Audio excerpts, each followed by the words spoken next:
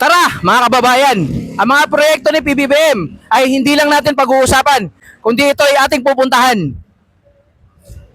Kung nung nakaraan na administrasyon ay umabot sa 70 pesos ang kilo ng bigas, ngayon sa kalahati ng termino natin mahal na Pangulo, ay tinupad niya na ang pangarap para sa 20 pesos na kilo ng bigas.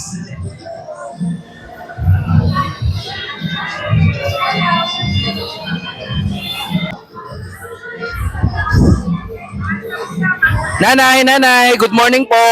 Nay, first time niyo po ba bumili dito? Anong masasabi niyo po na si President Bongbong Marcos Jr. tinupad niya na ang pangarap para sa 20 pesos na bigas? Okay lang. Okay. Kayo po nanay, first time niyo? Yes. So gusto niyo po subukan itong 20 pesos na bigas? Hindi, gusto ko sana yung 34. 35, meron din yun pa yung for all. Kaso naubos siguro ngayon eh. Kasi di ba mura, 35? Oo. Kaya Ano po masasabi niyo kay Pangulong Bongbong Marcos Jr.? napakahusay niyang Pangulo at talagang inikater niya yung mga pangangailangan ng mga Pilipino. Lalo na yung mga mahihirap. Kaya thank you talaga sa kanya. Salamat po, Nay. At ayan na nga po, humahaba na po ang pila para sa 20 pesos na kilo ng bigas. Siyempre, yan yung pangarap na tinupad ng ating mahal na Pangulo. Ang 20 pesos kada kilo na bigas. Ayan, ang haba ng pila at... Teka lang! DDS ata to eh. Napanood ko to sa ano ng DDS eh. Pwede ba pumila DDS dito? Pwede mo bumili? Pwede bang bumili kahit DDS? Pwede bang bumili? Pwede. Siyempre, para sa lahat ng mga Pilipino ito, basta pasok ka lang sa... sa PWD, Porpis, beneficiary. Ikaw, ano ka ba? PWD. Laki mong tao, So, PWD ka? Okay lang kahit DDS. Kung talaga may PWD card ka, bakit hindi? Yan, so, yan, mga DDS. Mga ka-DDS, pumunta tayo dito ngayon. Mahaba-haba yung pila. So, 20 pesos na bigas.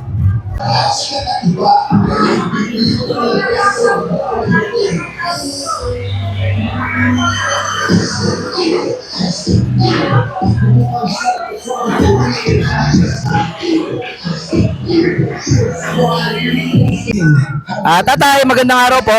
Tay, kamusta po yung bigas dito? First time niyo po ba nakabili? Ano na? Pangatlong beses na. First time niyo po bang nakabili nito? So hindi niyo pa nasusubukan?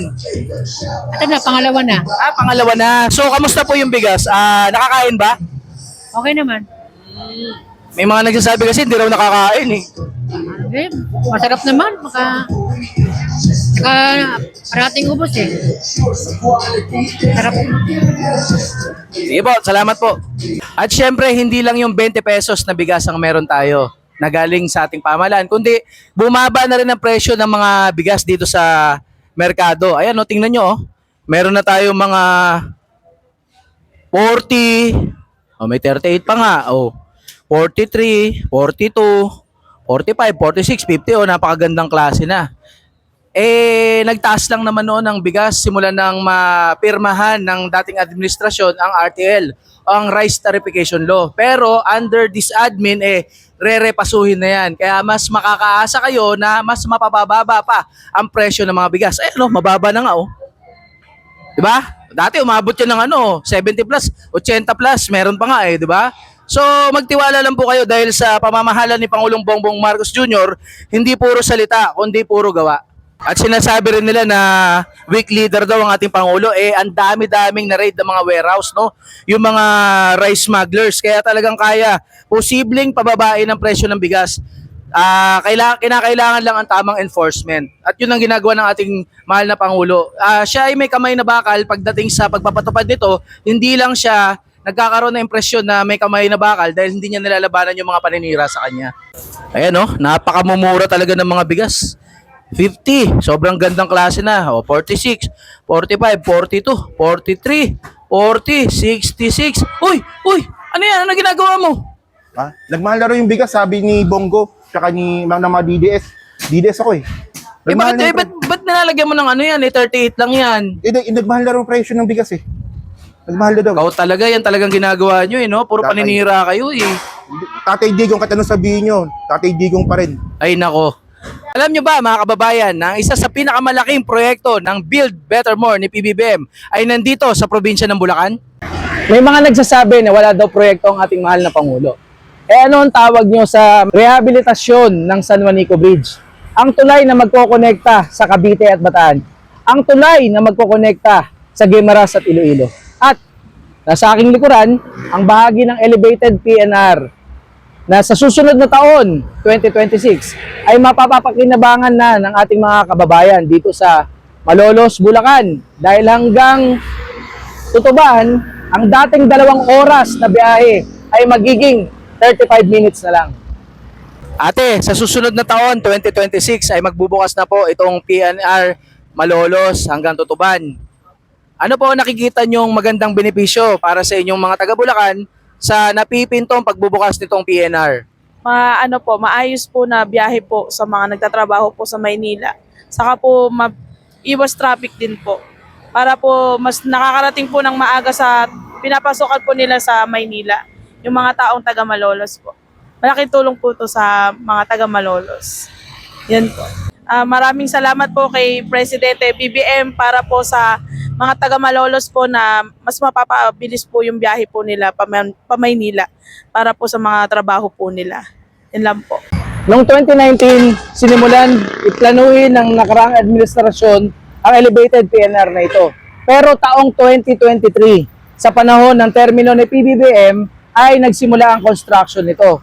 At inaasahan nga matapos sa susunod na taon, 2026. Ang mahalaga dito ay kahit ito'y proyekto ng nagdaang administrasyon, ay pinondohan pa rin ng ating mahal na Pangulo at ipinagpatuloy niya dahil nakikita niya ang magiging kagandahan o magiging pakinabang para sa ating mga mamamayan.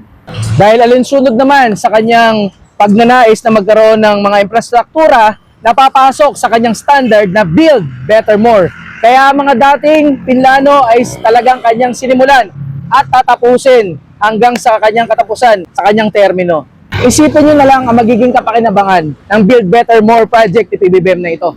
Kung kayo ay nagtatrabaho sa Kamaynilaan at dito kayo nakatira sa may bandang Bulacan, ang dating 2 oras na maaring naiipit kayo sa trapiko ay magiging 35 minutes na lang.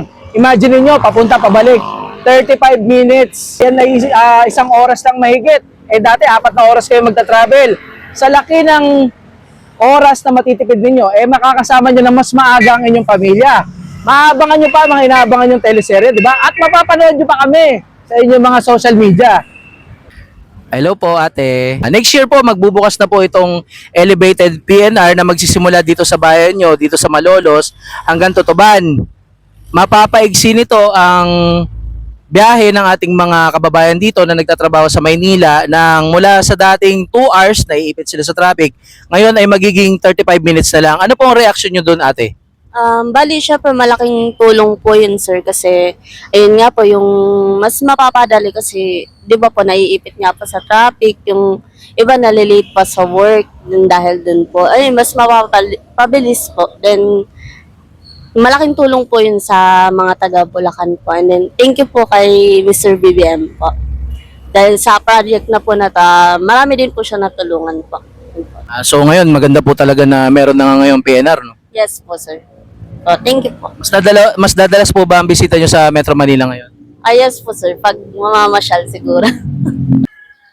Sa mga naghahanap ng proyekto at nagawa ng ating Pangulo, eto pinuntahan natin dito sa Malabon. Andito tayo ngayon sa St. Gregory, pabahay dito sa Malabon, kung saan may 23 buildings at bawat buildings ay merong 60 rooms para sa isang pamilyang Pilipino. At syempre, kung may maayos na tirahan, kailangan ng paaralan para sa mga estudyante. At kung merong eskwelahan, syempre kailangan ng paglilibangan, kailangan ng palaruan.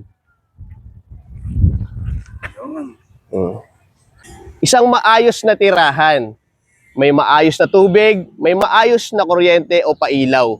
Bukod doon, meron pang parking area. Sobrang aliwalas ng lugar kasi napaka-spacious niya. Sarap mamuhay sa mga ganitong tirahan.